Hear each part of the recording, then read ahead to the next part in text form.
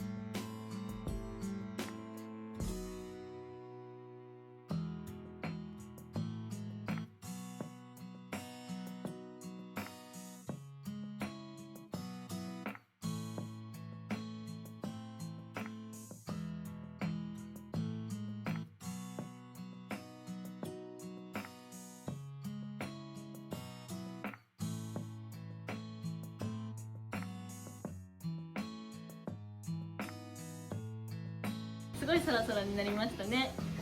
この商品はお店でも取り扱ってますので、気になる方はご連絡ください。